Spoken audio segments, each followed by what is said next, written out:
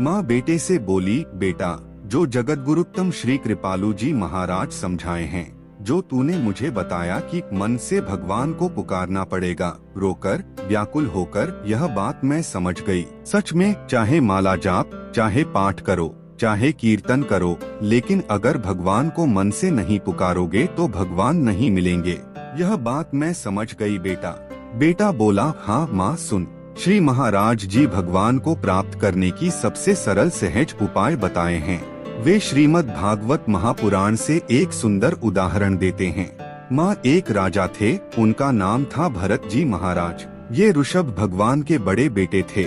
माँ वे बहुत बैरागी थे, लेकिन पिताजी की आज्ञा के कारण उन्होंने 1 करोड़ वर्ष तक राज्य किया।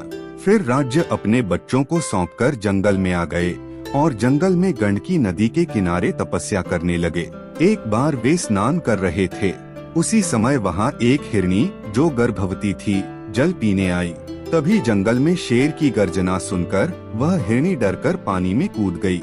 उस डर से उसके गर्भ से बच्चा गिर गया और वह कहीं गुफा में जाकर अपने प्राण त्याग दी। उधर जो उसका नवजात बच्चा था वह जल में डूब रहा था।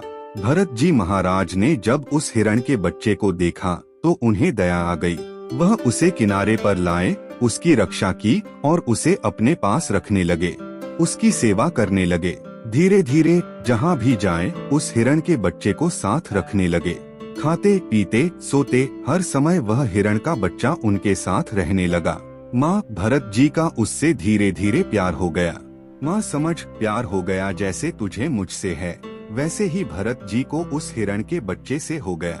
इतना प्यार हो गया कि एक बार वह बच्चा जंगल में खो गया तो भरत जी अपने शिष्यों से बोले, जाओ उस हिरण के बच्चे को ढूंढ कर लाओ, कहीं उसे कुछ हो न जाए, उसे हिंस्र जंतु न खा जाए।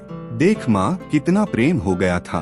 और पता है, श्री महाराज जी कहते हैं, जब मृत्यु का समय आया, भरत जी महाराज मृत्युशैया पर पड़े हैं, लेकिन शिष्यों से कह रहे हैं, बच्चों, उस हिरण के बच्चे का ध्यान रखना, वह अनाथ है।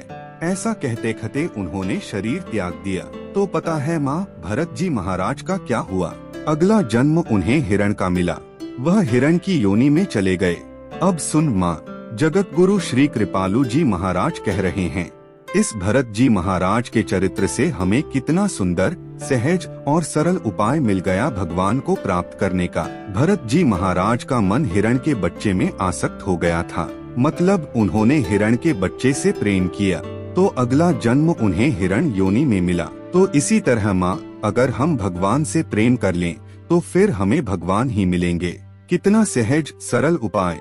श्री महाराज जी कहते हैं, श्रीमद् भगवद गीता में भगवान श्री कृष्ण स्वयं बोलते हैं, यन वापि स्मरन् भावं त्यजत्यन्ते कलेवरम तन तमे वैति कौन्तेय सदा तद्भाव भावितः। श्रीमद् भगवद गीता 8वें अध्याय का 6वां श्लोक। अर्थ, अर्जुन, तुम्हारे मन का अटैचमेंट, आसक्ति मतलब प्यार जहाँ जहाँ होगा मृत्यु के बाद तुम्हें उसी की गति की प्राप्ति होता है। जैसे गंवारी भाषा में अंतमति सोगति।